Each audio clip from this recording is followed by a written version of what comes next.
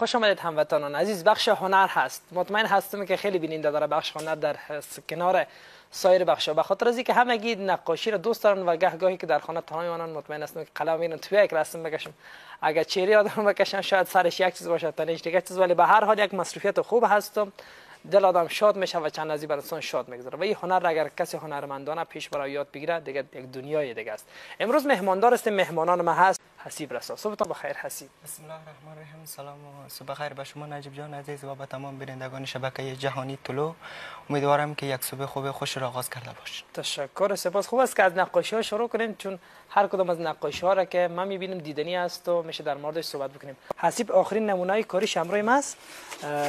یک تصویر از من رسمی کرده که ایران یک همکاری بکنیم. این قسم شما از هانیه جان هم است.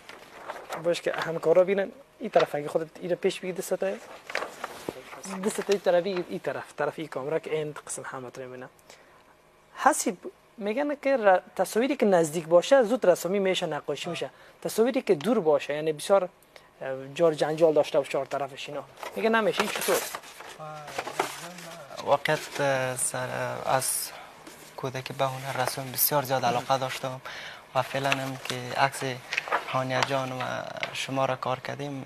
هانیه جان بسیار لباسشان مشکل بود، خیلی زیاد زحمت کشیدیم و عکس خودت داریم. ما گفتین که از رسامی دور کمی عکس مشکل است، اما مشکل است هم باید اگر زحمت بکشیم ان شاء الله چیزی که بخوای میشه. چرا مشکل است؟ یعنی مظرفت کاری زیاد میخوای یا بسیار یکی همون محو خطی که دور چشم محو میشه، عکسی که دور باشه قدر فهمیده نمیشه.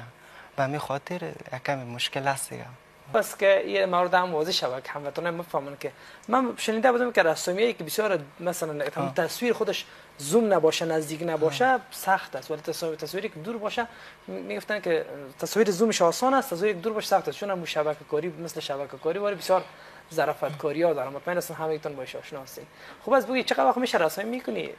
ما تقریبا مدت یک 11 ماه همین قدر میشه که زیادتر سفارشاتی که در صفحه مجازی فیسبوک و اینستاگرام میان پنسیلی میان و رنگم کار کردیم، به هر بخشش کار کردیم و زیادتر پنسیلی کار میکنیم چون سفارشات زیادش پنسیلی است. باید بگویم که حسیب از مزار آمده به خاطر برنامه بامداد خوش، به خاطر از اینکه بیا و نقاشی‌هاش به شما هموطنان عزیز نشان بده و زحمت کشیده. تقریبا چند روز است که ما به تماس بودیم همراه همکارا همگی تا که حسیب جان به کابل آمد و با جمعی از مهمان ما صحبت‌های پایینی از امروز حسیب داشتم. حسیب در کدام نمایشگاه در مزار شریف اشتراک کردی؟ نکردی؟ اثرای تا نمایش گذاشتی نگذاشتی؟ بله، نمایشگاهی که قبلا فراغتنامه ما رو داده بود اشتراک کردیم و فراغتنامه خیلی خوب است. موفق باشی. موفق باشی. تشکر از اینکه آمدی هر کدامتان از حسیب جان که از مزار آمد. سپاس. صحبت‌های خوب داشتیم. خیلی تشکر از شما هموطنان. برین خبرهای ساعتش را با هم یک جا می‌بینیم. در ادامه بامداد خوش همراه ما باشید.